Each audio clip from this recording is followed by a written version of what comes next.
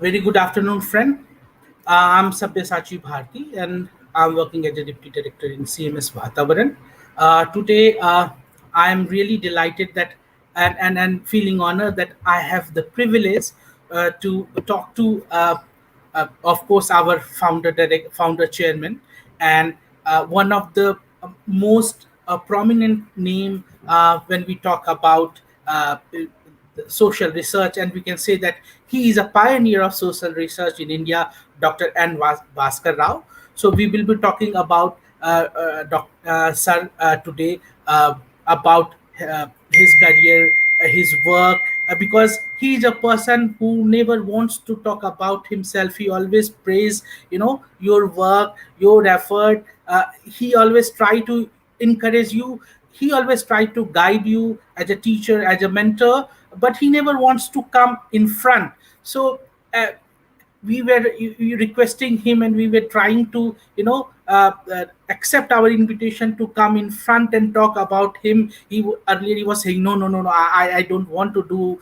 But after so many requests, and continue asking him to be a part of the session, come on live, he has finally agreed to come and discuss about the life, and and what is behind it, and what he has done, everything. So without wasting time, let me have the honor to have sir here. Very warm welcome, sir. Very good evening, sir. Thank you, Savisachi. Hello, everyone. So, Uh, sir, before we start, discussing and formally starting the session, let me have the privilege to introduce you to the viewers which are watching right now. So, friends, as you know, that there's no need because I'm going to talk about it. uh, sir, a little introduction will help Okay. everyone, sir. So, friends, a pioneer of social research in India and an eminent mass communication expert with 55 years of distinguished background, Dr. N. Bhaskara Rao is founder chairman of well-known independent Center for Media Studies, and popularly known as CMS. He is also founder chairman of prestigious market research and forecasting outfit Marketing and Development Research Associates, that's MDRA, and also founder of Basic Research in Education and Development, BRAID. Dr. Bhaskar Rao is known to different people differently. Dr. Rao is an independent analyst, a strategic advisor on public policy, public opinion, reform processes, media trends within and across.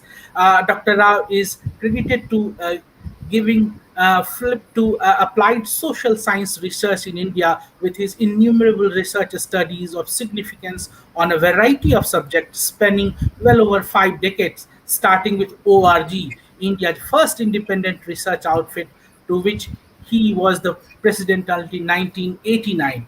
He is credited for large-scale sample survey in India. Dr. Rao has high acclaimed credentials, having three postgraduate degree and a PhD from University of Iowa, which he had completed in 1970 in USA. Dr. Rao has written more than he has written 16 books, and some of books like Controlled Mass Communication in Interstate Conflicts, Good Governments, Delivering Corruption-Free Public Services, Poll Surveys in Media and Independent Perspective, the TRP trick, how television in India was hijacked, citizen activism in India, civil society's hotspot, sustainable good governance, development and democracy. His ebook, Chronicles of a Village Boy in New Delhi, also try to understand his origins, his work, and his latest book, The Third Eye of Governance and Rejuvenating the Republic. Uh, uh, so thank you once again, sir, to accept our request and to be a part of the session. So, sir, uh, uh, as we were discussing, and as my introduction, as I was saying that you never try to you never talked about yourself. You had done such a marvelous work. Such a you are such a great institution builder. You had built at some of the incredible institute in mass communication and in social research in India, but you never try to talk about yourself. You always try to be behind the scene and then work silently. Uh, earlier I was thinking like why this, but with your permission, sir, I like to read a few lines from your book, that is A Village Boy in New Delhi. And when I was reading it, sir, you were writing about your father, and during after going through it, I saw that it's there in your DNA. It's there. You grow with those kind of thing which say that do your work, but don't expect anything. Don't need to come for it. Like here, you wrote about your father, and you wrote that simplicity was the hallmark of my father's life. His lifestyle was minimalistic. Monetary considerations were of least significance to him. His needs were minimal, so he was not at all familiar with the markets. In a letter you wrote, sir, he was humble and courteous to one and all, and base means good, keep up, were his catchwords to anyone he came into contact with and interacted with. Same with you, sir. You always encourage us to do a great thing. We are having the session, and you called us twice, and you congratulated us. You pushed us hard to do a better job. It's there again, sir. So these simplicities are there from your early childhood. So, sir, I want to start this conversation uh, with how you grow up. What was Yeah. what was the situation there, and how you Okay. did these things, sir? Thank you, Savisachi. Thank you all, and thanks to CMS for giving this opportunity. And when Savisachi told me that I should talk about my childhood and my village, that's what made me to accept this offer. My village tempts me so much that anything, anytime anybody mentions a village of India, I'm there. But before I get into that, I would like to share a, a, a point that I would like to.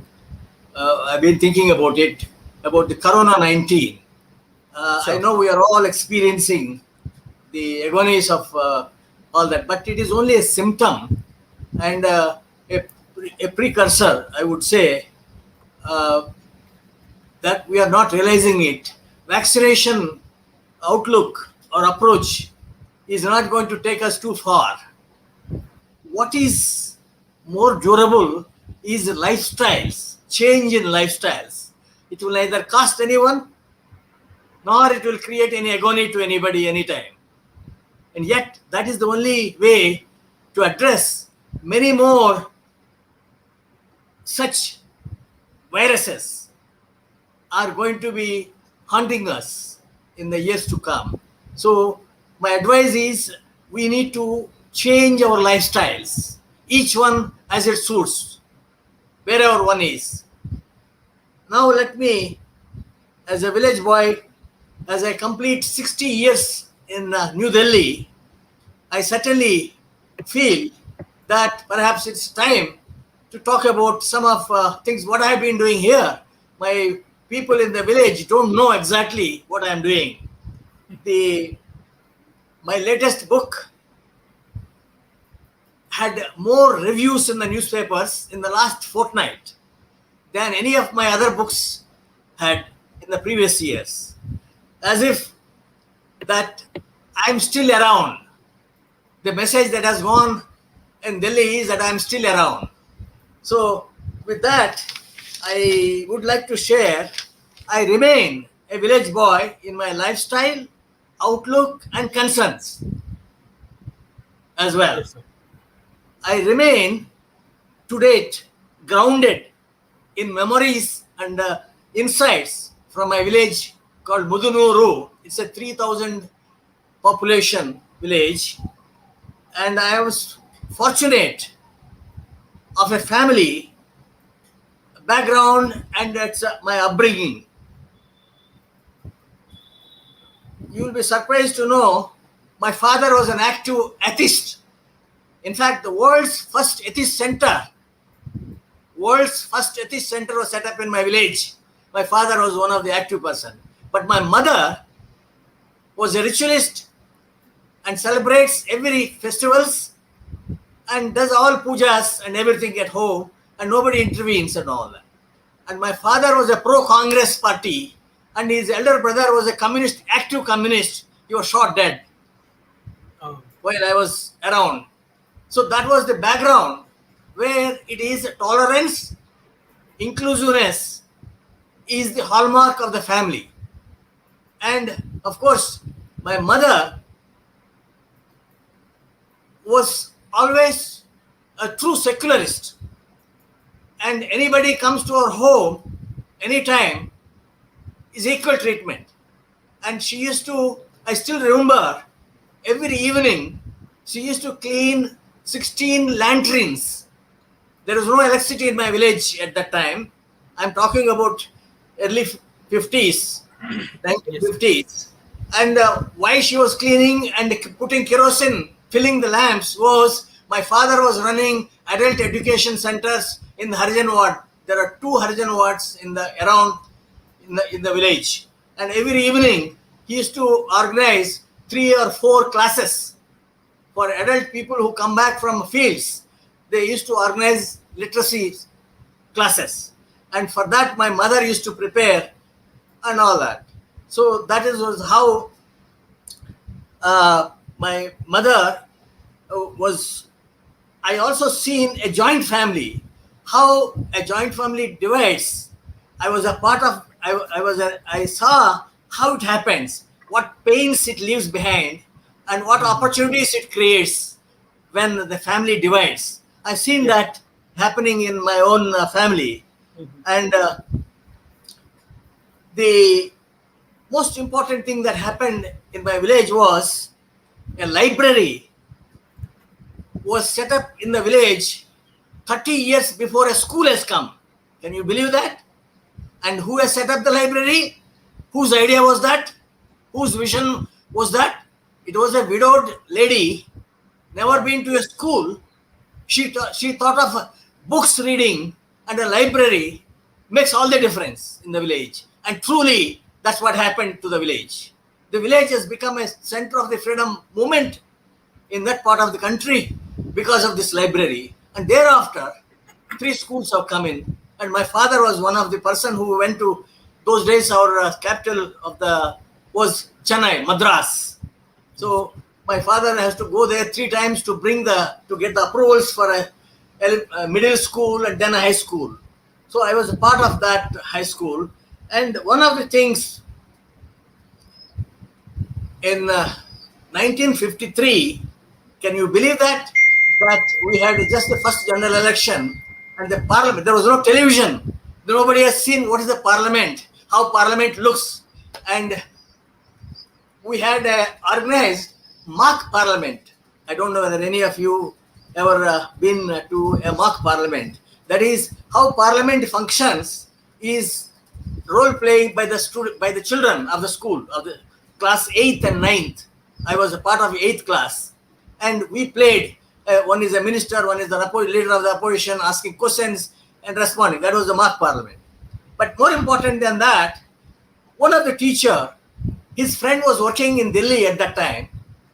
He was a Hindi translator in parliament. So this teacher of mine, one Krishna Reddy, visited Delhi, and he came back and he was so excited about Delhi, and he wanted all the children in the class to know about this. So he used to draw a map of the parliament and explain where the prime minister sits and how the parliament works and who is the speaker and all that by showing on that. And that's where my first idea of Delhi and the parliament, first time it got into my mind. That was a big. Yeah. Thereafter, Yes, sir. yes. So, sir, as you were saying that you passed the high school and then you went to college, people may be thinking that you must from a very, well-off family, very big family, because your father was a big, social activist there. But I was going through a book, and you wrote there uh, that when I passed out of a high school, you're talking No, no. about I'll, your I'll tell you. father. I'll tell you, Savisachi. Yes, sir. See, the we talk about economic strata of a family now, but during Yes. that time, the Yes, sir. question of whether you are a poor or rich does not arise. Okay. It is not whether you are poor or rich. We are going by today's consideration, we are poor. But we never felt that we were poor because the atmosphere in the village and in the college, in the school was such that treatment, respect to each other, and equality or equal treatment to everybody. So we never felt that we are different from others or somebody else is richer than us. We never felt we were poor. I never felt that I was poor. But then let me tell you, when I Yes, passed sir. my high school, Yes, sir. my father took me to walk with him for 6 kilometers to Yes. catch a train. He wanted Yes. three things to happen. Why he was doing? There was a Yes. bus which I could have, which cost, but it cost a lot money, and he doesn't want to spend money. At the Yeah. same time, he wanted to expose me or share with me the family economics. That is, Yes. what is the affordability of the family, because you are going to a college. You have to be careful there. How much you can spend there is what he wanted me to induct me into. So that's why Yes, he sir. made me to walk 6 kilometers or 6 miles to a railway station, and also in the process he wanted me to experience the railway journey to Yes. Vijayawada. And here what happened is even more interesting. When we reached the college in the Vijayawada, Yes, sir. he stopped me at the gate of the college, go inside and register and get yourself admitted. My father was a teacher. He never told me what I should do or what subject I should take or what I should study. He never told me. He asked me, go inside and get registered and come back. I went inside. I stood in the line, in the queue, and somebody was talking in the back and front. What subject is easier? I heard some subject they mentioned easier, so I wrote that, came back, and told. Then what did my father do? He took me to the vice principal of the college, who was his classmate, childhood friend, so close to him, and he took me afterwards. He never took me to him before, and he never told him that my son is coming to join here. After I got admitted, he took me, my son is joining. So that's how Wow. he was. See, it's a quite but there is something else happened. Yes, sir.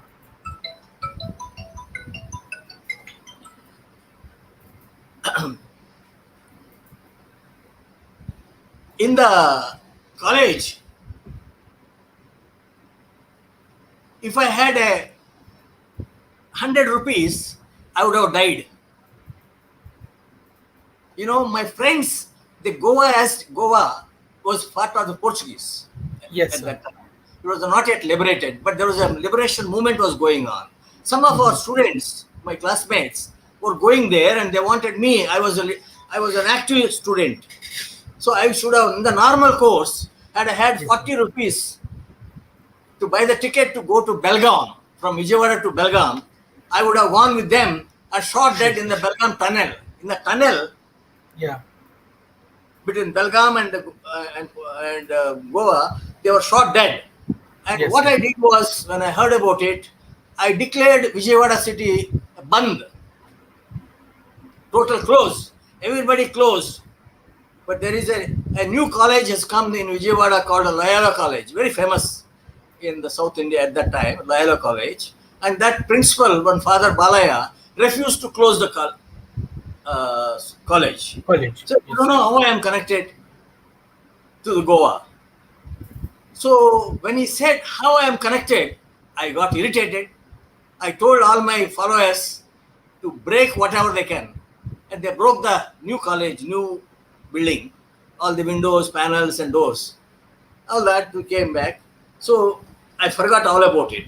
Why I'm mentioning about this is it has made all the difference in my future career and my future path. I'll tell you about that a little later. Yes, sir. But in the college, first thing I did was, apart from the attending the classes and all that, the social service league. There was a slum and poor people around the college. So I took them to clean how to comb the hair, how to use a soap, or how to clean the toilets area, and all that. So I started the social service league. That was my first and then took the college students for 15-day camp to a village, because village is always my fancy. My wanted to do something there. So I took them to have a connecting road, built a connecting road from a village to a nearby road where the Pakka road is there. So that was one of the things that. So I organized at least 6 student youth camps Yes, sir. with social service objective of this kind, laying roads or building school complex or things like that. So this library, I want to tell you about this woman who has built much before a school has come. She has made 2 other widowed women who never been to a school to contribute to the building the high school and elementary school. Not only she did library, but later on she also made others, motivated others. That's what inspired me. And around the same while I was in the library and in this process, I learned my first lesson from a crippled, illiterate person, a neighbor in the village, an elderly gentleman. Village was waiting for a drainage for a kilometer from government approval for 3 years, and nothing is coming. So this gentleman told me, "Arey bhai, why are you waiting for the government? Can't we do ourselves?" And he made me to bring 3 other students, and we started digging the drainage, and we did that. And then everybody started praising us. So that was a lesson that I learned. In everything that I have faced or come across or experienced, there is a lesson, there is an insight. Yeah. In the coming years, I learned, I benefited from every bit of that. So Yeah. this I learned from illiterate people, from young, old women, many women. I learned many things like this. This illiterate woman who was set up the library, she was alive at that time, and she Yes, was sir. living very close to our house. So I had the Yes. benefit of interacting with her, Yes. and she was very spiritually oriented person, and she thought knowledge is a basis for future.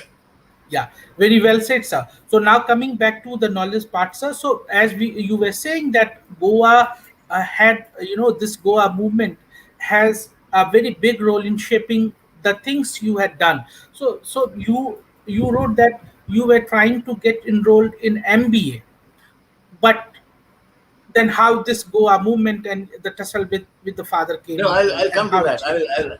I'm glad that you reminded me of that. I'll come to that. Before Yes, that, in yes, my village, something yes, sir. interesting happened in 1953. There is a district election board. Those days it's called board, Mm. district Mm. board. Now called Jilla Parishad. Yes, sir. So this one gentleman who is contesting, I don't know him, who he was and what party and nothing. But everybody was saying Jai Jai and all that. So what I did was, as a student, I had a fancy of artisans, mason used to come to our home. So with that cement and all that, I made a small board on my wall. My house was on the corner of the 2 roads. So I wrote the gentleman's name, vote for him. I don't know who it is, and it was a fancy. It was a more a kind of a. So the gentleman asked, "Who wrote this?" It was not properly written. It was so my father. So my son has written it. So where is he? So I came. So what that gentleman did was, he didn't ask me any questions what I am doing and all that. He took my hand, and he forgot about that he was holding my hand, and he was going and talking to people, and I was walking with him, and I was listening what was happening. That was a turning point in my career. He was talking about why they have to vote and what difference it makes. And what happened was, the gentleman, after winning the election, he won the election. After 6 months, he came back to our village in a van, and that was his office. And he stayed in the village in the van. Can you believe that? And that was his office. And he was trying to find out the problems of the villagers. And he was visiting. Somebody said there was no water, the canal was dry, and somebody said there is no crossing the canal is difficult. So he was visiting all that, and he remembered me, and he was the one who saved me 2-3 times. I will tell you that. So when I went to after finishing my graduation in Vijayawada, I Yes, went sir. to Andhra University, and somebody told me Andhra University that year started MBA, India's first university to start an MBA at the MBA degree program. level. Bombay Yes, sir. University had diploma. Andhra Yes, sir. University started a degree, and I was the first one to join that. And I was there for 3 months. And one day the principal Mahadevan called me. I said, "You have been removed from the roles of the university. You are suspended." I don't know why they did that. Syndicate of the university met yesterday, and one gentleman and the syndicate member said, "How can they admit this gentleman? This gentleman broke our all this. He was a rowdy and element. He should not be admitted. He should be removed." So you have been removed. The syndicate has resolved to remove you from the roles. So what do I do? So I took a train and went to Hyderabad and met this same gentleman who I was talking about, who came to my holding my hand. I went to Okay, him sir. in Hyderabad, early morning 6:30. I got down in the train in the double-decker bus. I went to him, and he suddenly, "Are, why you come at this point of time?" I said, I've been Hi, how dare they are to suspend you? Don't they know who you are? What family you come from? No, come, let us go." And he took me in a rickshaw to the minister, education minister. He was Yes. still in the bathroom. He was not yet ready. He was shouting at the gate, this MLA, Uh, "Where is the uh, minister?" and all that. The minister came, "No, cool down, cool down. What is the problem?" I said, "This boy comes from a very freedom fighter family, and they're known for the father is a eminent social worker and a teacher and all that. This boy has been very decent and all that." He was explaining. How can they suspend him, remove him from the role? No, he said, "I will talk to the vice chancellor." He talked to the vice chancellor, and vice chancellor said, "This is the reason why he is suspended. I don't know." But the minister said, "No, you have to reinstate. I can't continue with this somebody sitting in front of me. So you have to do something about it." Then he asked me to come and meet him, the vice chancellor. Then the the vice chancellor. same day, I took another train in the evening. Next day morning, I went to him. He said, "Can we change your subject?" And he put me in the rural development, MA in rural development, master's degree in rural development. Everything happens for the good. Yes, sir. So from MBA business school, which would have taken to a corporate line, I moved into rural development, service But sir, oriented. you forget to mention who was the person in the syndicate who was opposing you. No, this is a principal of that Same Loyola college, College. He has Loyola become College. the syndicate member of the Okay, university. okay, Syndicate member. okay. He was a father Balaya or Bulaya, some name Yes, like that. yes. So he was So opposing. He took a stand that such a person should not be, such a student should not be.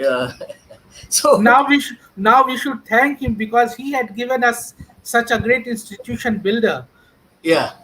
So Otherwise, you should have gone to a course, corporate world. yeah, that course has introduced me. First thing I did was that course led me back to my village to study about the living conditions of Harijans Mhm. and their habitat. So I did a study. My first study was that. What are the living conditions, lifestyles of the people, education, how many children go to the school? That has influenced me, my future activities. I'll tell you about that. How I got into BREAD, another organization which is more than 30-year-old now, one of the prominent organization in India. I'll tell you about that a little later. I was responsible for founding that organization based on this the insights that I learned here. Yes. So, uh, So, sir, you after doing MSA, you started working with some organization somewhere. no, what happened was, Mhm. yes, I forgot about it. You reminded me. 1961, this same gentleman figures in my life again. He was Okay. going to Delhi in 1961 to attend a Bharat Sevak Samaj National Convention. He Mhm. led a 5-member delegation, and he wanted an young fellow, a student, an activist, to go with Mhm. him. So he asked me to come from Voltaire, to Mhm. Vijayawada, and to join him to Delhi. I Mhm. never been to Delhi. I never I was never thinking of it. It Yeah. was not part of. So I went with him in the train 2 nights and 2 days in the train with him. He was a very tall gentleman, and I was the shortest in that. We stayed in the what is now the trade fair was a jungle Yes. at that time. Okay, sir. I'm talking about 1961. The Yes. jungle was cut and the tents were put there, and we were put in the tent. And that night, a snake came into our tent, and we were all scared and came out. The convention was supposed to be inaugurated by Jawaharlal Nehru the next morning. So Yes. next morning, Jawaharlal Nehru arrived. And have you ever heard of Jawaharlal Nehru shouting? I never knew. I know Jawaharlal Nehru from a picture in a newspapers. There was no TV. Yes, sir. So, but he was such a sober and a gentleman. He was shouting. We were hearing. Why he was shouting? That again made me a great impact on me. He was shouting, "Who has cut the trees? How many trees you cut? Who has given the permission to cut the trees?" He was shouting. Wow. What happened was to put up this camp of all this convention. They cut that forest. First 4 or 5 lines of the trees were cut. He was angry about it. He dissented, and then he said that somebody said, "No, Andhra, the Sirek came. Where are they?" So they asked us to line up. Then Nehru, I was the shortest. He came first to me, put his hand on my shoulder. "Young man, what are you doing?" I said, "I am doing my master's degree in Andhra University. When you finish your degree, you should never look for a government job. You should work for the country." Passed on. He never asked my name, I never anything. He passed to the next person and all that. But that lasted. That made a great impact on me. That I should never look for a job. I never understood what it means. It is 20 years later that I understood what he meant. What he meant was that degree does not mean a job. Education is not for a job. And they should not be linked together. That's what his idea was. That at that point I didn't understand, but later on I understood. So that was a very turning point, I would say. It happened to me. But then what happened was, I must tell something else happened in between. Again in 1961, I went to my village on holidays when I was doing the study in the Harijan ward. Mhm. Opportunities are all around. This is what I am telling. Opportunities are all around. How you avail them is what matters, or what brings progress. And confidence building is very essential and important. What happened to me was I was looked upon in the village as an errand boy. One gentleman told me that they're registering the first cooperative society in the village, and they asked me to correct the sentences in the registered bill and take it and submit to the registrar office in a nearby town, Gudiwada. Okay. I never knew what is cooperative society, but then it has helped me. 3 years later, my subject, my subject in MA was cooperatives. How cooperative system in different contexts helps. So then thereafter, the same time, there was a gentleman called Vijay Kumar Sinha. You will not believe if I tell you, he belongs to Bhagat Singh, and he was Andaman jail, Okay. and he was given a what is called parole or something. He came to a jail near our village, not in our village, but Rajahmundry. So he came to our village, and I was one of the education. So he talking, he knows Bengali and Hindi and English.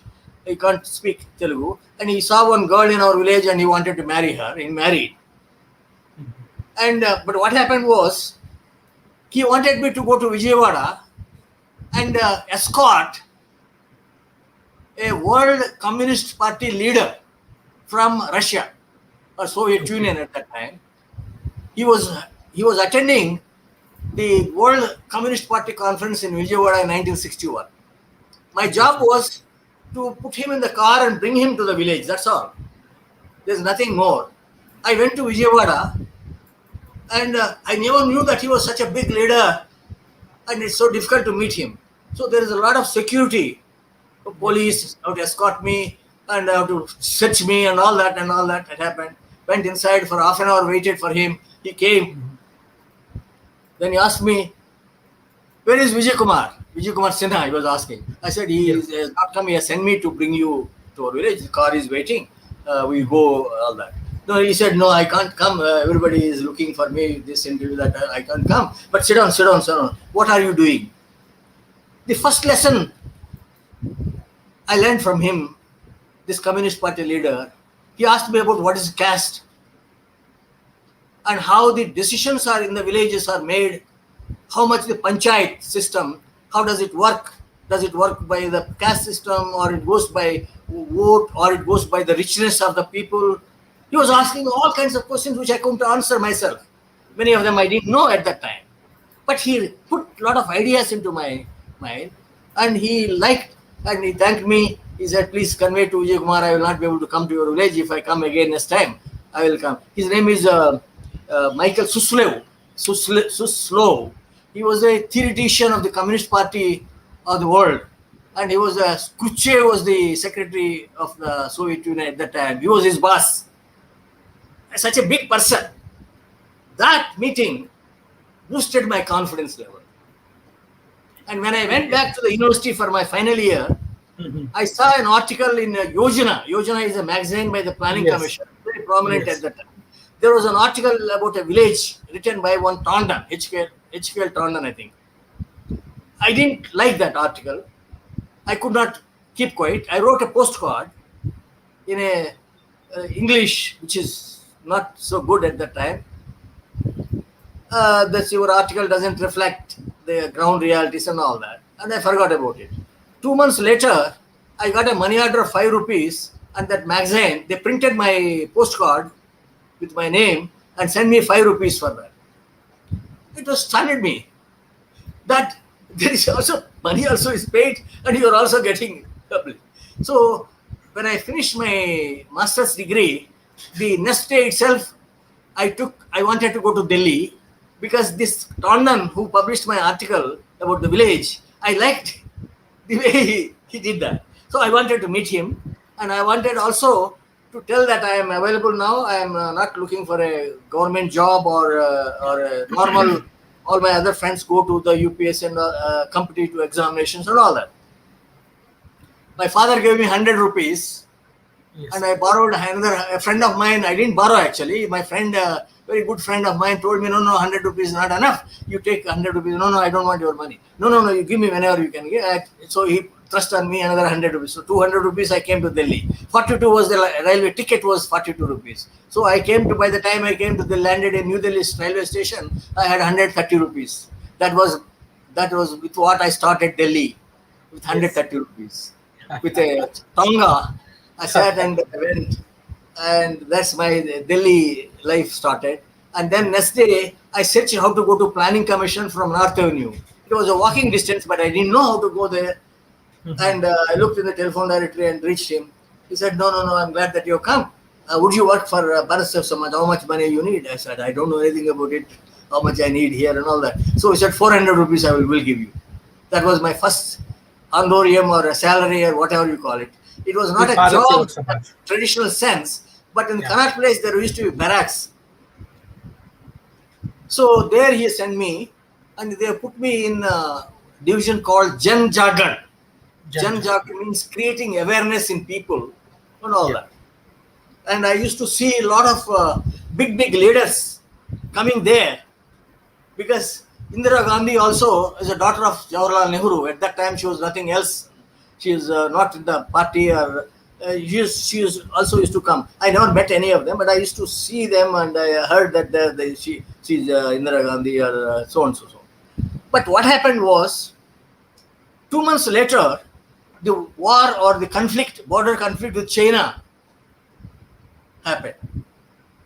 That was my another breakthrough. How? Yes, sir.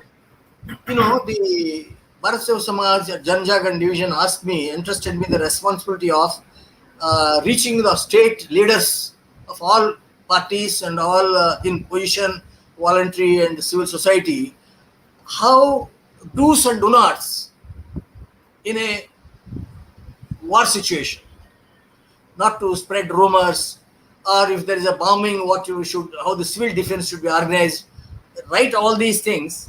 And I was asked by the DAVP, I didn't know what is DAVP at that time, so they will translate that. that has really put me in a network, a national network, and Yes, was sir. my biggest breakthrough was that. Yes, yes.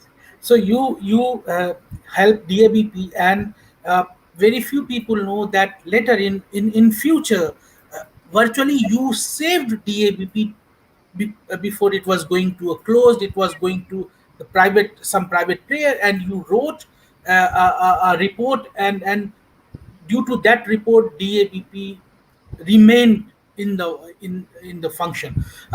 Okay, so sir, So there now is one more incident that I forgot to mention. In '62, when I first came to Delhi, before after joining this thing, one gentleman told me, "Have you ever visited Mughal Gardens in Rashtrapati Bhavan?" I said, "No, you must visit." And he arranged me 8:30 in the morning. You come, I'll send you inside. So he has sent me inside in the Mughal Garden in 1962 December. The Chinese war is coming to an end. I was in very good mood. So I went there. Suddenly, one gentleman with a tall gentleman with white dress and a turban came and stood in front of me. I was stunned. I could not believe it. It was Dr. Sarvepalli Radhakrishna, President of India, standing in front of me. What a village boy will do. He asked me, I was not having a buttons here, so he realized that I am from Andhra by that the way I was dressed. yeah. Can you recite a poem in Telugu? He asked me. I could not. He asked me specified a book wherein that is so popular in those days. In my house also it was popular. I also read about it, but I could not because I was stunned. Yes, yes, I can totally Then, understand, sir. then he asked me another thing. Three chances he has given me. I could not open my mouth. The aura of Then President Sarvepalli when he Radhakrishnan. passed, he made a sarcastic, shameful remark about me and the education system that I have come through. This is what the state of education. What is the use of education with wisdom? Wisdom, without concerns. What a wonderful, what a significant statement he made, which I never forget, which remained. Education without concerns and without wisdom has no meaning, is what he meant. And he Yeah, passed on. yeah. So, So that sir, was as time has we have limited time, so now we will go to the next, chapter of this chronicle. So, sir, you were working with Bharat Sevak Samaj, and then you went to US. How this migration to US for study no, happened? yes, I will tell you. While I was working with this Chinese thing and all that, I become a little known around, and I was staying in Pusa Institute, Indian Institute of Agriculture Research Hostel, Yes. and Green Revolution. Dr. Mhm. M.S. Swaminathan and C. Yes. Subramaniam was the minister, and they were Yes. all meeting there, and they were looking for somebody from a village background. Mhm. And somebody told them that there is one gentleman called Bhaskara Rao from so and so village, and who is working on this Bharat Seva Samaj, and who did this do's and do nots about civil society. He is the one who did. They called me, said, "Would you work for this Green Revolution campaigning for fertilizer?" So villages always, and agriculture and rural farmer always I fall for it. So I agreed. So they put me in charge of fertilizer campaign. My job was to visit the agriculture colleges in India. I visited many of them, and then tell the sugarcane farmers, rice farmers, wheat farmers, and all of them how much nitrogen fertilizer, etc., etc. So one day in Fateh Maidan Club in Hyderabad, I was sitting there along with a friend. One foreign gentleman was walking in, and the fellow who brought him knew the person sitting next to me, one Sitara. And they came and stood in front of us, and Sitaram asked them to sit. And the gentleman introduced himself. He was the president of Kansas State University, and he was on a visit to Hyderabad to have an agreement with Rajendra Nagar, called now called NG Ranga Institute of Agriculture Institute University. The tie-up with Kansas State and this.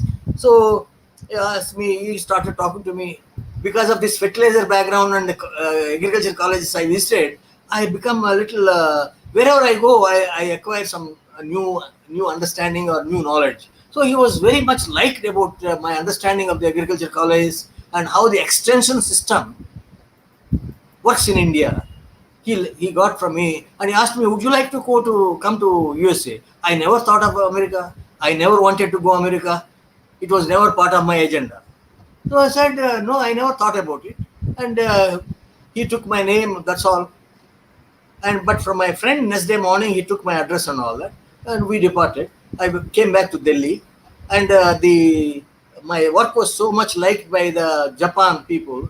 Why the Japan liked, I didn't know at that time, but later on I learned because we were importing urea from Japan. Okay. So that's why the Japan they invited me to Japan for 3 weeks at their cost, and wherein I have visited all the agriculture demonstration centers, etc. That was another insight that I got Yeah. before I went to. So by the time I came back from Japan, there was a letter from Kansas State University giving me admission. I never applied. I never filled an application, and I never given a. This is the subject that I want to do studies in America. The gentleman who met me in the Fateh Maidan Club, he understood me that this subject would suit him, political science, Yeah. nothing to do with agriculture. But he put me MS in political science in Kansas State University with $1,500 scholarship. Wow. When I saw that letter, it didn't interest me because America was never my goal or my ambition. So one day, casually, I came to Hyderabad. This Vijay Kumar Sinha from my village happened to be in Hyderabad. I showed him this letter. I came, no, Bhaskar, you should go. No, I'm not planning to go there. This is not my thing, and I have a very interesting thing. No, you should go there. You should learn. There is learning is that attracted me. The learning is there. There is, you may come back. Go and see what the country is all about. Come back. I said, I don't have passport. No, don't worry. I'll get you all that. So he went to governor and asked him to send my application to Madras. At that time, Madras was the office. So they got my passport, and 4,000 was the ticket to the Manhattan, Kansas. So I went there. I was so unhappy for going there. I was not able to adjust myself. So what happened while going to Delhi on the previous time, I read a book called by Sleg Harrison. Wrote, he was a New York Times correspondent in New Delhi. He wrote a book, 1962 or 1, Most Dangerous Decades of India. What he meant was that India will fall apart after Nehru, was his contention. And he has explained that. I was very furious about reading that book, and I didn't agree with him. It was all nothing. He has not understood what India is. So that book came to my mind in my Kansas State University. So I thought I should write a rebuttal for that book. Okay. So that gave birth for my first book in 1967 called Politics of Leadership in India. What I wrote was that parliament and assemblies are not the true reflection of India's democracy. The roots are in the villages. The roots are in the panchayats. Unless you understand how they work, you will not be able to comment about India's democracy. So that book was about that. And I explained with case studies how district leaders are made. That book, my English was not good. And I sent it for a reading a friend in Vijayawada from US. And what and telling sir, me he what got I it printed. yeah, and what I came to know, sir, that you wrote viciously in newspapers. There also you had one your separate column where you used to write, and you write very straightforward, and people were angry also, and they were calling you like, why you are writing like this? Someone from No, that was in USA. Asia. It happened. What happened to the Israel and Egypt, the conflict? Yes, sir. I was pro. I was writing. I have no idea about the larger politics. Yes, sir. But I used to write a column once a week, $5. Kaleidoscope. Column name was Kaleidoscope in the editorial page, and it used to appear. So one column was criticizing the Adlai Stevenson, I think was American representative in the United Nations. His speech, I don't know how, I mean, I can't say, but I wrote against the American point. So I got a call, hey buddy, hello, we'll kick you out of this country and all that. I got calls, telephone calls. Of course, nothing happened thereafter. But that has consolidated my ideas and my views. So, So, sir, you got admission in political science Yeah. in MS in US, and then uh, you had done your PhD No, what in in between there is interesting thing that happened that I must be told about it. See, my yes, sir. father was in touch with some Quakers, American Quakers, peace people, peace people. My father was a Yes, sir. Gandhian, Yes, and he was in touch with some of those people who belong to that Quakers and all that. So he wrote, "My son is in America," all that. So it so happened that I just then finished my master's degree in Kansas State, and yes, sir. Dr. Martin Luther King Jr. Yes, sir. He did his PhD in Crozer Theological Seminary in Chester, Mhm. Pennsylvania, outskirts of Philadelphia. So Mhm. they started, Martin Luther King started a school called Mhm. Upland School of Social Change at that time. Now it's Okay, sir. known as the Martin Luther King School of Social Change. The Mhm. basic idea was public policy analysis, how public policies are made and how they are promoting at that time. So Mhm.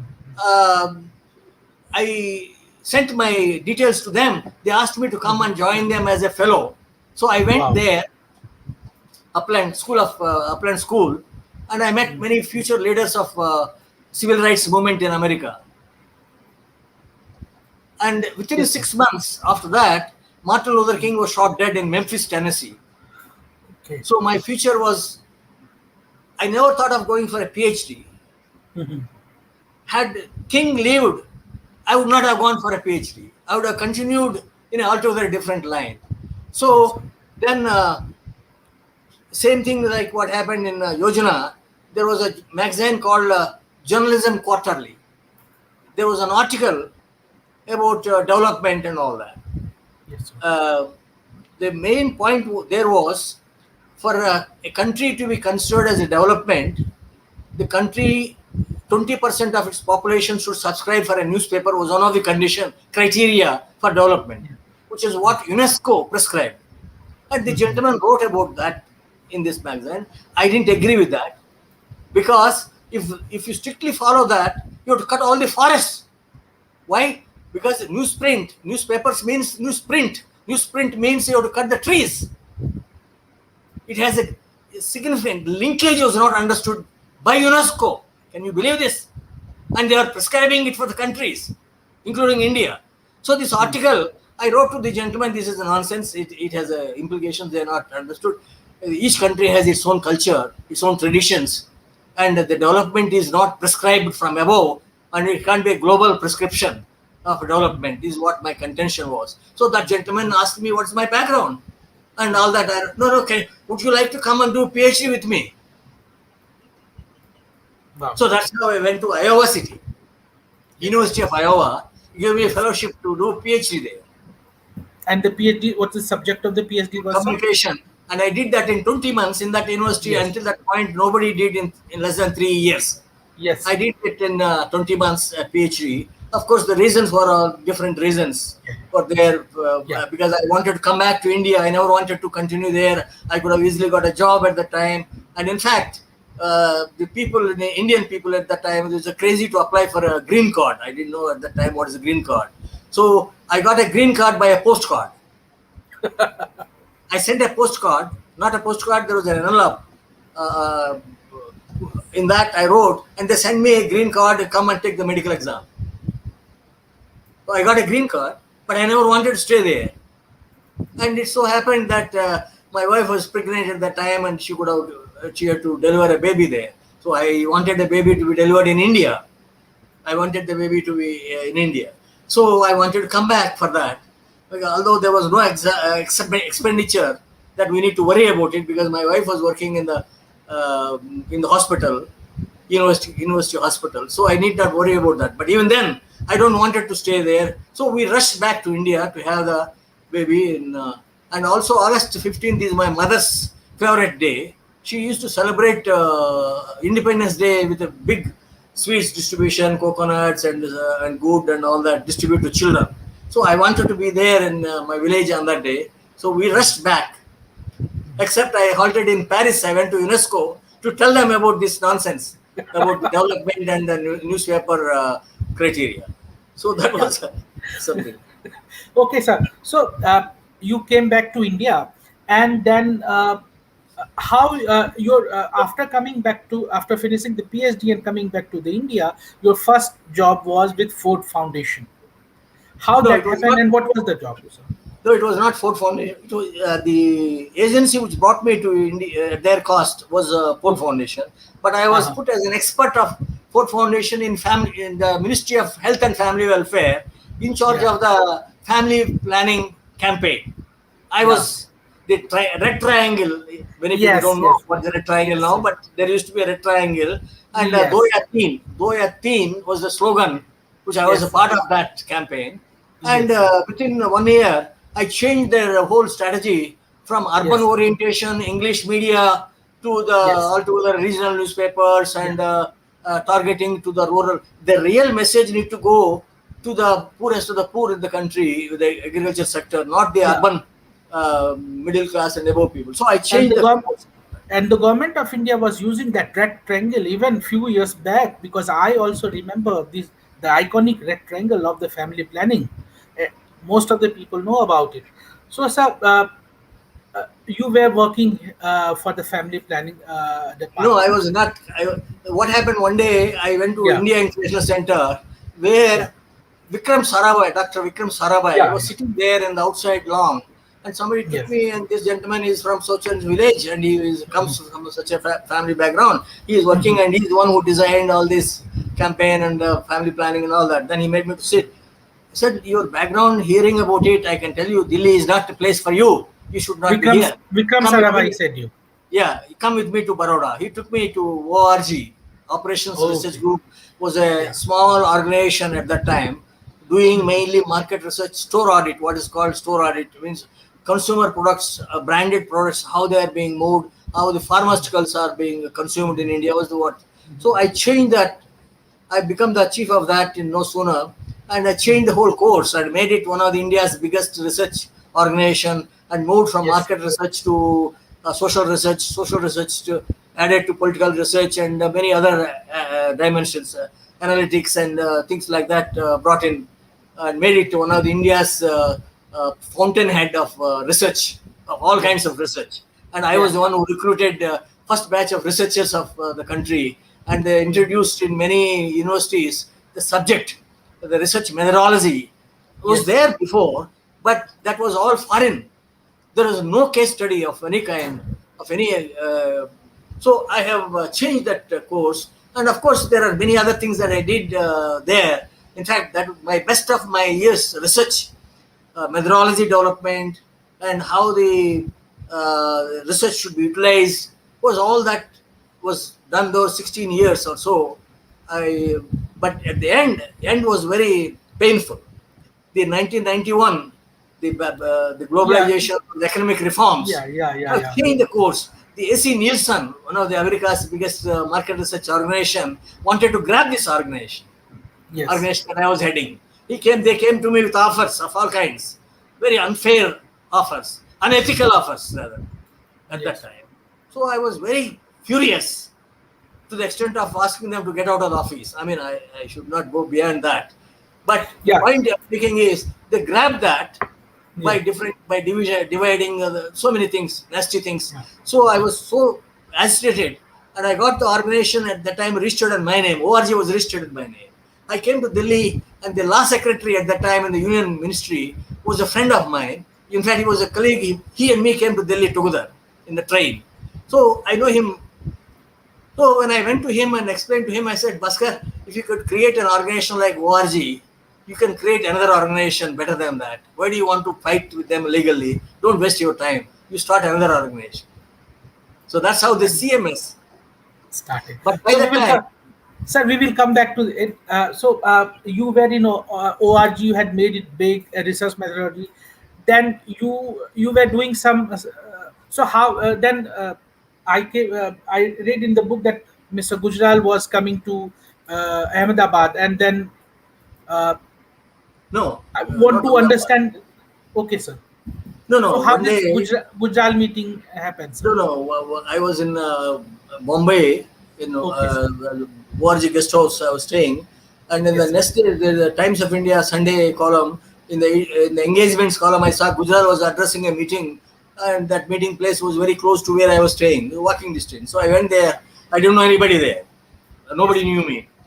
So I sat on the back, and Gujarat was saying, "We don't know any this information. How many people read newspapers, or but we take decisions without knowing and based on our hunches." That got me. This is what I learned from Martin Luther King Jr. at the Upland School of Social Change. That for every policy there has to be a basis, there has to be a rationality, there has to be see who is benefiting and who is being disadvantaged. First, you must question these things. So that's what came to my mind. I said, at the end of the speech, I raised my hand. I said, Mr. Gujral, this is information is available with me, and we just completed the first India's first national readership survey, and the report is I'm finalizing the report. It will be ready in another 15 days. It's very interesting. I never heard about this. I didn't know about this organization or this study. Would you be able to come and make a presentation? So I said, oh. His secretary called one Mr. K.L. Gandhi, came to me, took my address, my telephone number, and all that. 15 days later, he telephoned me to Baroda. He said, Mr. Gujral was remembering you. Can you come and make a presentation of what you did? So that's how I came officially to meet from Prime Minister Secretariat to down PIB, every All India Radio, all those decision makers, they were there in the press conference in Sastri Bhavan, press conference room. I made a presentation. So they were flabbergasted. And many of them you don't knew anything about it. And they were making all decisions without any backup.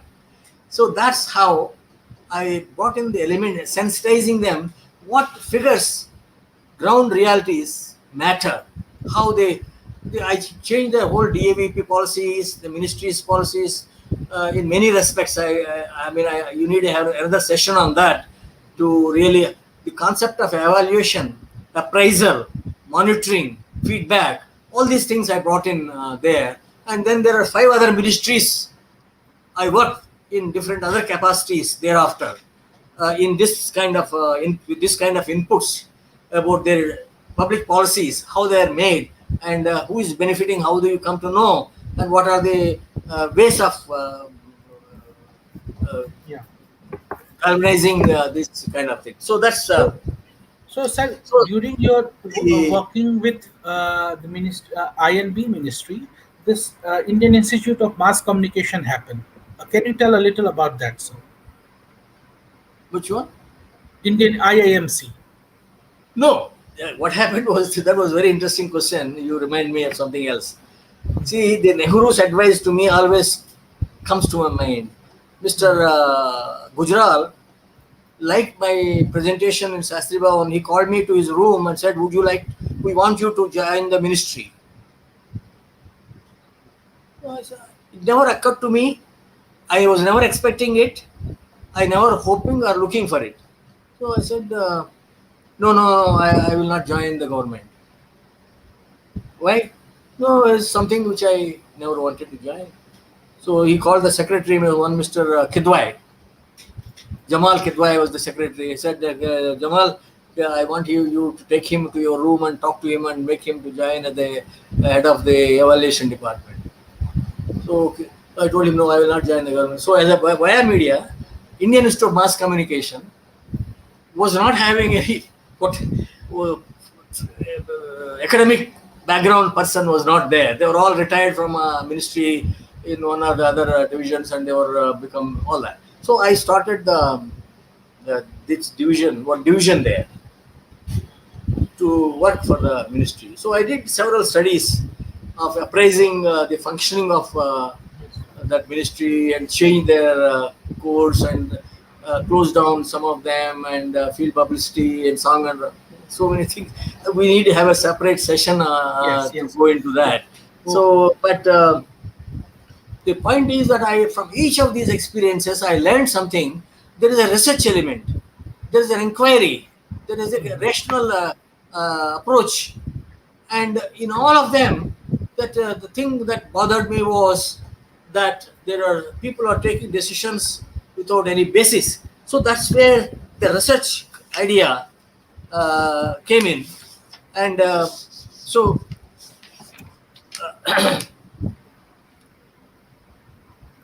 the so sir. By that time, I already Yeah, uh, co-founded Mica in Ahmedabad and yes, sir. STEM in Bangalore, and then bread. I was telling you earlier, the day Yes, when I went August 15th to my village, on that day, a lot of people come to for coconut and laddu and all that for after the flag hoisting. My mother used to organize all that. I saw artisans in my childhood as a young boy of 6 and 7. I used to go and sit with the goldsmith, carpenter, and see how they work. So I know their names of the Sembalingam and Ramurthy and all that in my village, the artisans. Very good people, very good intentions, very sincere people. And when I went this after 10 years to that village, I saw their children neither in the they learned any of the arts, nor they went to school, nor anybody guided them. And by evening, I came to know that 6 children all belong to the artisan families, carpenter, goldsmith, and ironsmith, and taddy tapper, like that. So it pained me. Next day, I went to a friend of mine in the village and told him, "This is these people have never been put to school. What are they going to do? They're going to be beggars." So I thought I must do. That's how another organization I founded called, great. I remember the Sarvepalli Radhakrishna came to my mind. A basic research in education and development, in short, BREAD, BREAD. That's Yes, an organization which has completed 35 years and going so strong. 15,000 people, children, we have helped to get education of their liking. And after that, we changed their line. Now we have started children libraries in the government schools. Government schools were languishing in public schools, high schools particularly. So we thought one way of regenerating the education was they should not be. What happened was one incident I must tell about this. When I went to Manhattan, Kansas on the first day, the one gentleman from Karnataka, agriculture graduate, he heard about me, what I did in urea fertilizer. So he called a few people for dinner. One of them was a gentleman, a gold medalist from Aurangabad. I lost my temper. After the dinner, I slapped him in Manhattan, Kansas, on my first day in USA. You can imagine my what so why I you slapped him, sir? because he does not know anything about India, and he was criticizing India. We don't have this, we don't know, our people are so illiterate, so ignorant. He does not know anything. What happened was he was from Aurangabad. He was born. He studied there. University there. Gold medal. Everything. He was a topper. It was not his fault. He was a very good fellow. But his parents need to be blamed. And the teachers need to be blamed. He was only wanted to get 100 marks, 90% marks and all that. Marks orientation. So he did gold medalist. He went to Bombay, took the visa and landed in America. He does not know anything about India. He can't say anything. He never read anything. He was never made to read anything. So that just always remained in my mind. So I told this friend of mine that we must make them read books about India. It's Yeah, great. It's a great heritage that India yeah. has. And what So a wonder! Like what Sarvepalli Radhakrishnan asked me 3 things I could not even read, recite. They should not go through that kind of agony. So yeah, we designed some books, identified 500 books that children should one time, one day, 1 year or another year should read. So yeah. we put in this. So that was Okay. another project. So, sir, coming back again to INB Ministry, you work with INB Ministry, All India Radio, Doordarshan. You work with, 2, 3 prime ministers. You worked with Mrs. Indira Gandhi, pre-emergency and post-emergency also. Uh, Very few people probably know, sir, that your one of your research work which you had done regarding the you know the losing popularity which Ms. Indira Gandhi was having was going down. You had done a 1 year I'll, research and then you presented it, and probably mm, uh, very few I'll tell people know you. that that is one of the reason why Mrs. Gandhi decided to just called off the emergency. Can you tell us a little about that, sir? There are three examples. There is so much to talk about it. Again, you need a separate session, but I'll just tell. First thing was there is a registration going completed over Punjabi Subha by Master Tara Singh. It was very agitating India for several years until that time, and there were some 23 condition terms that he wanted the government to settle, and they were not able to come to an understanding. Three of them were to do with the Ministry of Information Broadcasting about the Jalandhar radio station. Jalandhar radio station, I think, yes. Master Tara Singh wanted Gurbani to be introduced there in the radio. All India Radio, Mr. P.C. Chatterjee was the Director General, and the entire hierarchy was opposing it. And they already, at all levels, the decision has been made. The final meeting was taken by Mrs. Indira Gandhi. I was also invited for that. I don't know anybody there personally. I stood in the back sat, and I raised my hand and said, the meeting was about to close. I raised my hand and said somebody wanted to speak. He does not know my position at that time. So I got up and said, Madam, I come from Vijayawada. The Vijayawada radio station is so popular across all sections of people, all religions including. And one of the reasons is that morning Suprabhata is a very famous go to Lord Venkateshwara, and the people are so fond of it, and they listen it, and it has brought people together. And why did we start the radio stations in outside Delhi and across the country? They are supposed to reflect the local sentiments and local culture and local talent need to be brought together in the radio station. And if there is something is what people part of their culture, that should be part of the radios very much. Then only the radio has a reason to be there at the local stations. So then she looked at P.C. Chatterjee. What do you say about it? Doesn't make you any sense? He asked him. I don't know who he is. This so Mrs. you Gandhi believe said that. that meeting ended with agreeing with my decision and agreeing for that all the stations in Punjab and Haryana and Himachal at that time to introduce Gurban. Wow. No, what a point I'm making is how she was quick. Once rationality is brought into her mind, there is a second one was the radio sets and the TV sets need to have a license. I don't know whether you heard about it. No, People sir. today will not know about it. There's one time you have to pay an annual license for owning a radio. Can you believe this? It's a utter nonsense now to hear about it. But even radio, TV set also you have to have a license, annual license. And inspectors used to come and ask, where is your license? And there are people who are one or two instances of people being punished. So this is nonsense. That money you spend to collect this fees is more than what you collect as a fees. You must cancel it. Two ministers opposed me. No. How you can suggest this? This doesn't make any sense. We are collecting money. He said, no, you're not. You're creating terror on people, and you must cancel this. So this deputy minister, one Dharmbir Sinha, stood by me, and he took the case, and that was cancelled by Mrs. Gandhi, signed immediately. And the third important, interesting thing, very confidential, only Kushwant Singh knew about this. Nobody else knew about it. I was one who bought from my studies in UP and a few other places around that 10% of the voters have already gone out of her party and the more are on the way out. I sent a report of this to Mrs. Indira Gandhi on my own. It's not as a part of this or that.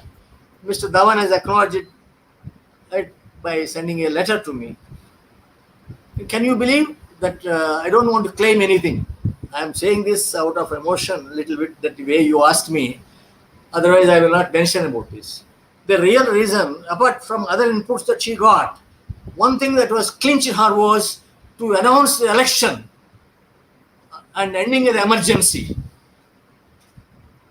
This sounds as a big claim by me, but I don't want to claim anything. This is one of the inputs that she must have. Many others, good people have advised her to do that by then, but mine has added to that, and I think she clinched and she announced overnight without talking to anybody that we are going to the polls and all that. I will not go beyond that. Yeah. Okay, sir. That. So now, as we will now coming on the topic of uh, the idea of social audit, which you introduced in India. Yeah. So, sir, how, why the What happened social audit? was, Yes, yeah. sir. So when Mrs. Indira Gandhi was so, I liked her. Once you can appeal her, Mhm. bring some rationality, even if you oppose her. I opposed many of her things. So I wrote to her a letter based on my 30 years research. That one thing I learned was the government is not communicative enough with people to explain why certain decisions are taken, why certain policies are being implemented. You must explain, and what you are doing now through PIB and radio and other things is only communicating what your point of view, but you are not really understanding the people's sentiment. So I said the social audit is something which looks into these matters independently. I wrote her a letter along me and five, six other social scientists of that time. Many only KB Kotari in Jaipur is still of that group with me. So we wrote to her. She acknowledged that it's a good idea, and she asked the cabinet secretary to talk to me. And cabinet secretary straight away said, no, no, no. Our some ministry, some agency was already doing this. They go to people, not NSS, National Sample Survey, and others. Uh, they do some such things, but that's not what we were talking about. We are talking about a different thing altogether. Social audit was a different. So then nothing happened. I wrote to two, three ministers. Then I went to ADB, Asian Development Bank. I was a consultant to ADB in Manila, in two countries, in Philippines and Thailand, I think it was. So one this Rajesh Pilot, I never knew him. He was a minister for communication. He telephoned to my home because of my phone number. I wanted to meet the gentleman Bhaskara Rao. So I said he's in there. So they telephoned to me in Manila. So I said I will not coming here next 15 days. I will come only end of the month. That is 3 weeks from now. So that the minister left a message that when you come back, you must meet me. So I said I took it very lightly. I didn't know what exactly I was looking. So when I went to him, he said, "No, no, I saw. I liked your point of view. Would you be able to do that? How do we go about doing setting up?" So then I wrote a note about it. What is social audit? How it functions? First thing is that the social audit people should not have anything to do with the government. They should not get any benefits from government, not even a car of the government. They are independent people with stature of their own. They should. Can you cite some names? I'll give you tomorrow. I didn't give him the next day. He himself prepared some names. And he said, could be chairman? Mr. Justice Bhagwati, who was the creator of Justice PIL, P. N. Bhagwati. education. He was the Yes, chief yes. justice, and he was retired. He is retired. So I suggested Bhagwati's name. He liked it idea. He's a great fellow. We must have. So he telephoned to Bhagwati. Bhagwati agreed. He came, and then like that, BG Deshmukh was a cabinet secretary, retired just then. So I told him the fellows who are responsible for all the problems created in these policies should be the one who should unlock these policies.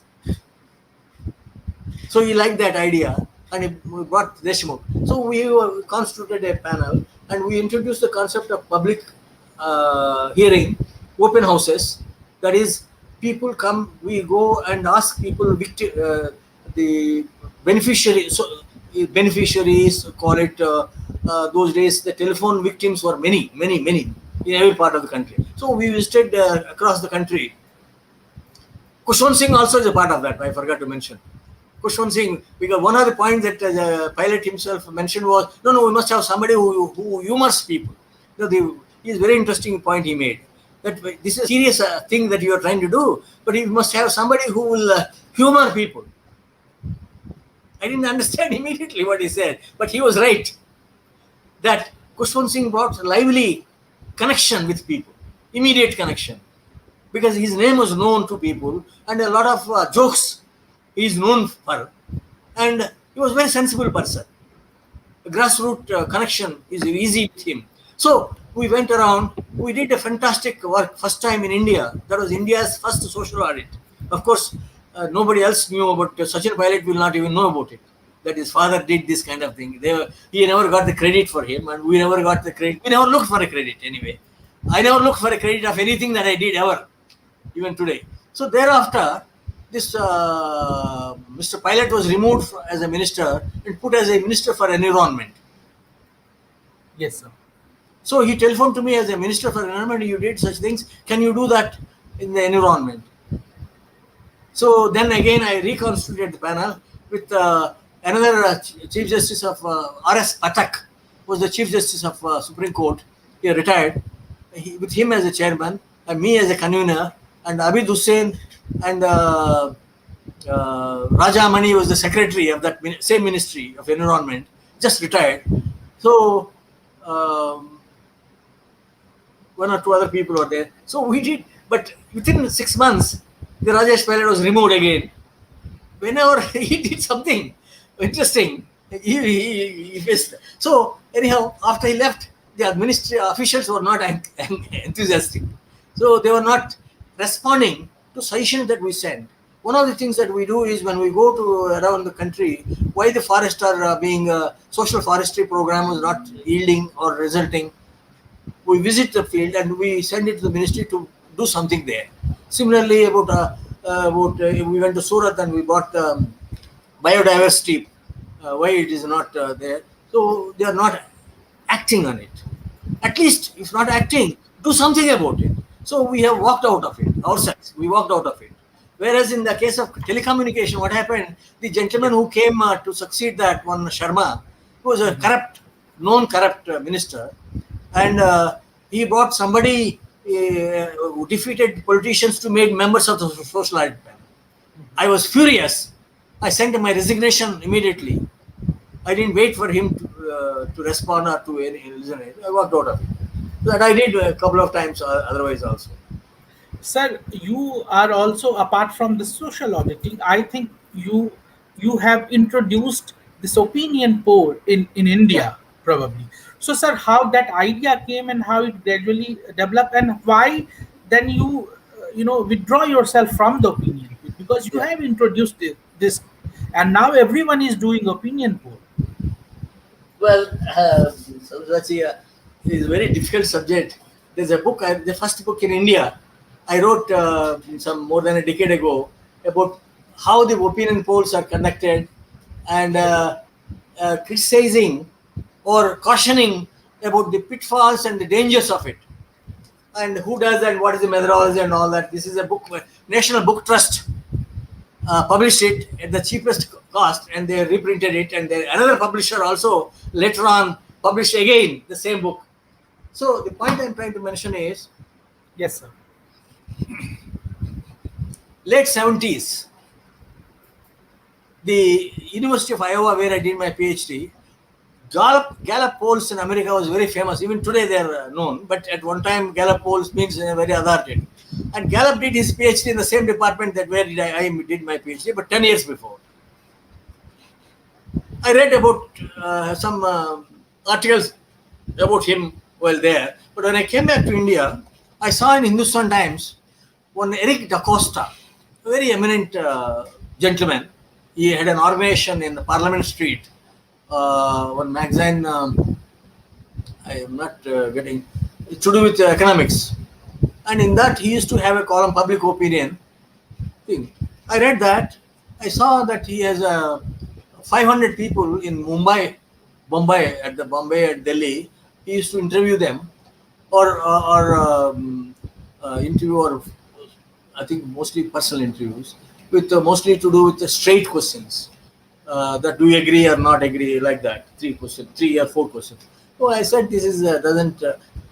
But he was a very good gentleman. He was a very pakka gentleman. So I went and met him on Parliament Street, and then I thought I must do something about it. And there are some other incidents in between. I should not tell all that to you, but there is one incident that I must tell. I can't hold it in my head. I stayed with one MP in North Avenue, And one Sunday when the parliament was not there, he was going out. I asked him, "Where are you going?" "No, no, I'm going just here to Ashoka Road." "Where are you going? What are you going to do?" "No, no, no." So I insisted. "No, no, we are going to play cards." I was surprised. "Can I come with you?" "Yeah, yeah, come." So I went with him. I saw one chief minister, two cabinet ministers, and more than a dozen MPs playing cards with high stakes. I asked two of them, including my host, how many times you won? Each of them won 2 to 4 times. They won the elections as a member of parliament. I said, "How do you get in? What have you done? What is the, one?" This gentleman told me that they don't do anything. "What is this? How do you get in? If you don't do anything, how do you get elected?" "No, no, Bhaskar, you don't know that, how the electorate behaves. If I help you, your father comes to me, I help you. You have 3 enemies in your village who are against your caste or who are against your father, and they will, he gave utter nonsensical explanation to me. But he was very happy and he was winning elections, and that's what they wanted. That has stuck me. What is this man is talking? I must find out about this. What is this? What is it true and all that? So that I went myself understanding, because unless you understand the law, the rationality and the logics, how people think or how they vote and how they go and all that. So that's how I changed. I have invented and amazing things come out of it. Corruption, bribe, how they vote. What I introduced a new term called note for vote. A note for a vote. How that was prevalent. People thought only poor people, poorest of the poor, will take money. I told that in New Delhi, Vasant Vihar, the prevalence is 15% of the people take vote at that time. I'm talking about long, long ago. Now it will be much more than 30% now. People of voters take money, irrespective of their background. So this is something which I have started institutionalizing and finding out a new methodology to track this, validate it by verification methods, secondary verification methods, primary source, secondary source, and that. So the corruption. So thereafter, I came up with another interesting thing as a spillover of this. Corruption in public services, public utilities. For example, ration card, license, passport, or get anything. There are 18 public services that a citizen, a family, would like to avail in a year, and for that they have to pay. If they don't know anybody, a middleman. What I call the middleman, it could be an MP, an MLA, a politician, a broker, or somebody. If they don't know anybody, they have to pay money. And we have very validated, first time in India, from out of these election studies, that we have established that voter is not knowing that by taking 100 rupees or 50 rupees, in the initial years it was 5 rupees per vote, which is now this year is going to be 2,000 per vote. But that's different. He's also paying for availing these public services to that service. He's paying more than what he gets from the upper. If he would have got a good representative, concerned representative, who knew about the problems of the people, he would not allow this kind of corruption happen. So sir, you introduced it to the we have country. introduced and made it annual. Yes, sir. Every year, we have been doing it for 20 years. That is how over the years, we brought out how the introducing the computer, into the technology has changed some in some cases, and in some states it has made some differences because of the minister or ministers, or some wherever the citizen is active, like in Kerala, Himachal, Tripura at that time. The lowest corruption was in these places. So why Because you of this decided? So, sir, why you decided to withdraw from this? Why, sir? So I based on that, I wrote a book, India's again first book on citizen activism in India. So, Citizen activism in India. This was based on 30 cities. See, when there is a problem, what do a citizen, what course he takes? Do they organize? How do they organize? How do they represent? What mode of representation?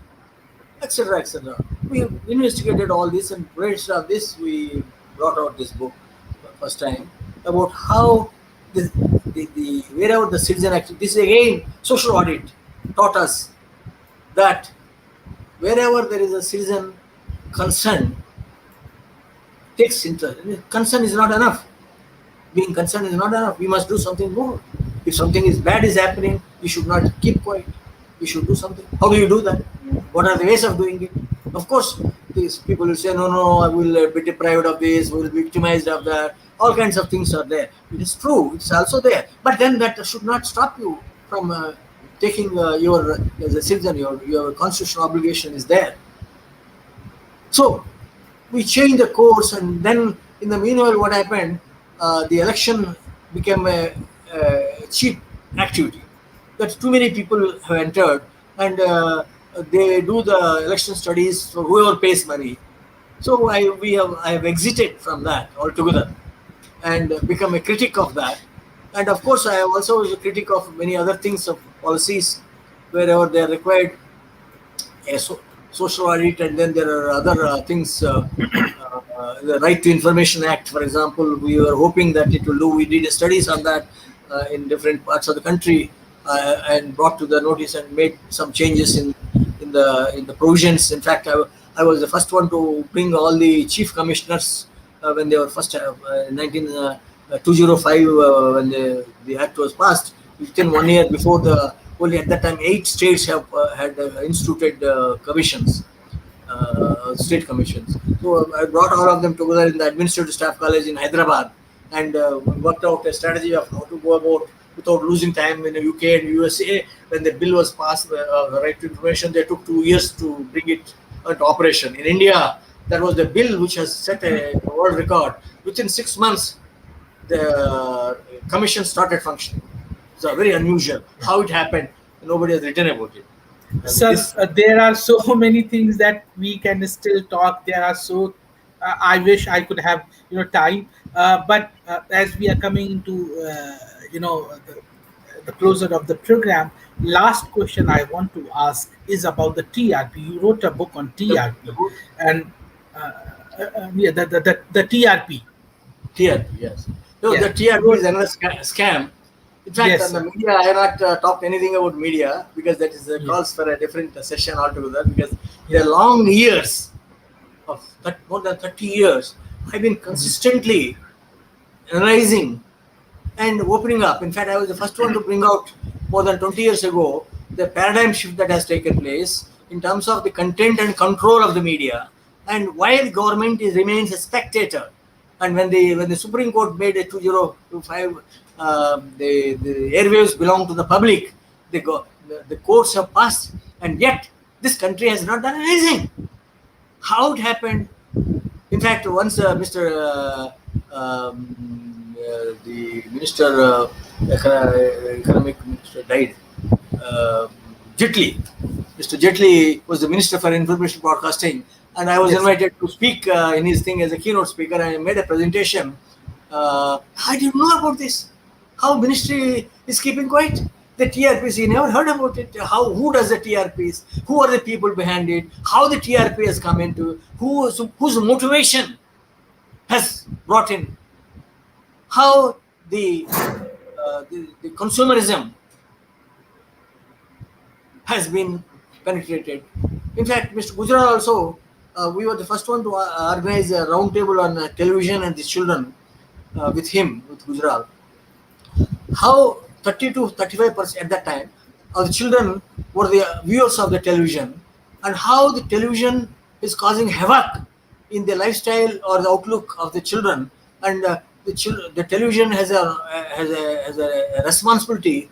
If the industry is accountable for their environmental impact, the mind impact is also should be responsible. Some social audit or some provision should be there that every channel must be concerned about the children impact that it is causing on their habits or their outlook or their concerns, and nothing has been done. So TRP has really taken this country. But wonder of the TRP is neither academics the universities where we are supposed to be having 100 at one time in the beginning. Now 1,000 colleges, communication departments are there. None of them have did a study. Even you'll be surprised to know, even today, to date, there is no study impact of television on the children in India. There are global studies, but and what is the effect of television? Nobody has criticized the TRPs. Who does it? What is the methodology? Why do they put? Who puts out that the news? The channel is this or this program is. Who puts out? Nobody knew at that time. With Bombay and Delhi, with 250 meters brought from South Africa, removed their meters, you introduce a concept here and change the whole course of the country, and nobody bothers about it. Of course, Mr. Jaipal Reddy, I must thank him. He was the only one who called a meeting at my instance because he was my classmate. Because of that, he called a meeting to discuss this. But before that, there was a change on all that. So I have also exposed that TRP, the trap, what I call TRP trick. How Yes. what havoc it has caused this country. Yes, sir. It So is yes, we wanted to talk a lot about it, but because we had we exceeded our time, sir. So, with your permission, we can have another session where we can discuss about I these have not things. completed what difference I Yes, made. sir. What I wanted to really focus is what difference Yes, I sir. made. Year wise, Please, I sir. want Go to ahead. talk. What in Please go 60, ahead, sir. 70, 80, 90, 2000, and 2010. What difference Please it made? go I, ahead, sir. I Please go wanted ahead, to sir. talk about it. But I see how this dependency syndrome on the government was my first attack I started in my village. That not to depend on government for things what you could do in your neighborhood, in your front of your house or in your street, in your village is something which I wanted to first thing that I wanted to bring out. How we did that, and I built a shelter, a citizen shelter, in the two street corner of my house, still there in my mother's name. I built a building. Of course, the government has taken over that, and they use it for revenue collections. Now that building is used still there. My mother's name is still there. So that was a 50s thing. In 60s, this in the college, SRR Severe College in Vijayawada, I set up the slum clearance. Yes, And sir. how I remember Mao setting in China did one fantastic thing which people have not understood. That is 1 year he closed all the academic campuses. I don't know, many people don't even remember history now. 1 year all academic institutes were closed, and the children, students were sent to do some work in the villages or in the wherever they come from. So that was what in my background, that college, and this is also what the children, they must have concern. They must develop a concern. How they will develop a concern? They must go to the community. They must go to the village. Go to the people. See the problems. For example, when I was walking with my father to the railway station, I learned one problem which I didn't know, that milk vendors collect the milk in my village, and six of them, two vessels, they carry 6 kilometers from my village to the railway station and take to Vijayawada to sell the milk there. When I went to Mr. Kurian in Anand, Gujarat, when a research project I did, this was in my background. That how the milk goes that far, and the milk, the milkmen in the village who collect the milk from the housewives and carry that far. So the point I'm making is concern. That concern, once you understand the problem that people are facing, once it is there in every research, one has to have some concern of that kind. Uh, so this is, and I told you about the Manhattan, how I beaten the fellow, not Yes, able sir. to remember his name, In, but book reading. The people, Kakani, Ramon Rao, and Janaki Prasad in Kakinada, they're doing a fantastic job of, what a wonderful work they are doing. And we never talk about it. It's all silently. They're reviving the the Sarvepalli Radhakrishna's concept of education without wisdom and concern has no meaning. And this is what these book reading makes one. Yes. That's what one of the things that we started way back.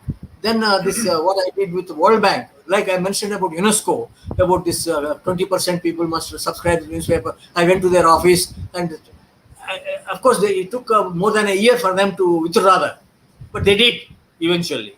And similar thing happened after a few years in India when I in ORG. We did a study for World Bank. It's about cost of living index. It's a global study, and the same thing they put in India. One of the things you have to do you, how many, again the same newspapers. Second thing is, do you have a shoe with laces? With no laces, your marks are less different. Like that, what is the wheat or rice? What kind of rice you eat? Nonsensical. The purpose of this study was the World Bank decides how much lending policies are decided by this cost of living index, what is called cost of living. I questioned them. This is maybe valid in some Western country or a country where they import things, but not country like India. The local, traditional, cultural issues can't be ignored when you are comparing nations.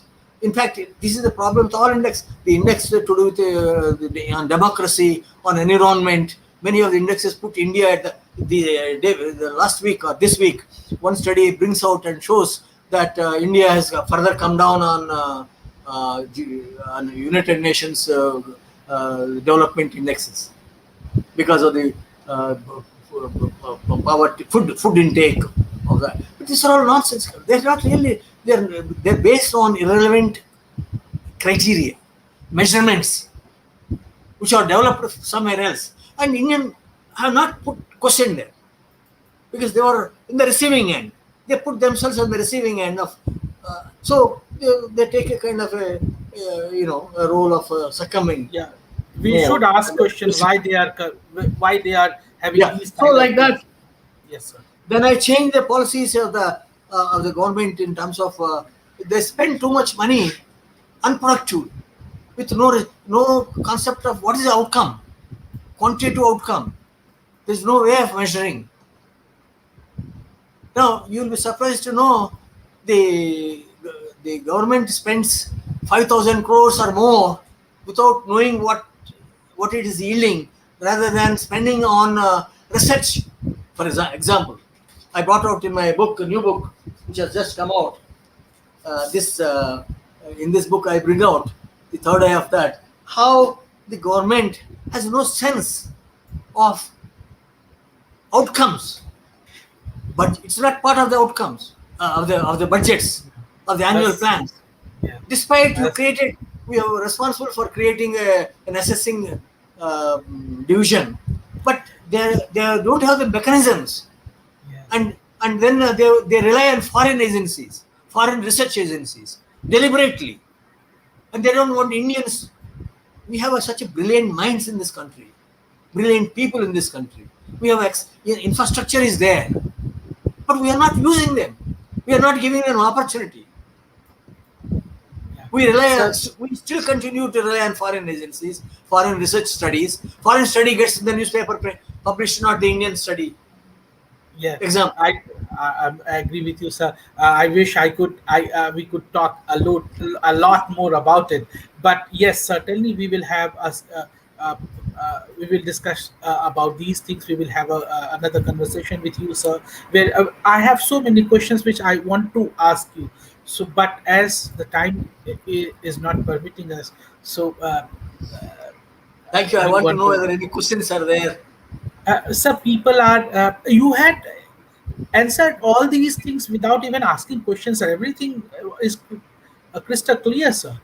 And probably with your permission, sir, we want to have a few more episodes of this session where this was to understand you, Dr. Rao, as a human being, why he is like this, what was his journey, and all these things. probably in few other sessions we will talk about some specific subjects, some specific points about thing.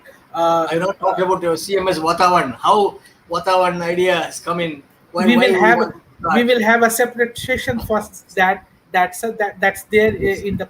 We will have a details discussion of why you decided to come up with CMS Vatavaran, and how you find it, does it playing its role. But in very soon we are waiting to have your new book that you are writing, sir. and Yes, and this book and, and has created flutters. In fact, as I told you, it has been reviewed by more than 10 papers. No other yes, book of mine was reviewed. And then the Mashalkar, very famous person of who is a pioneer in India, he wrote the foreword, and it was so well written. I yeah. was myself fascinated. And actually, this book should be read along with my other books on good governance. Mhm. This is the two books. Two books have Yes, come on good governance by Sage, an international yes, sir. publisher, and Yes. they together make a good story. And two more are coming now. This 2 months from now, So, two uh, new yeah, books will come. so we will certainly have we will carry forward the discussion in the coming session, sir.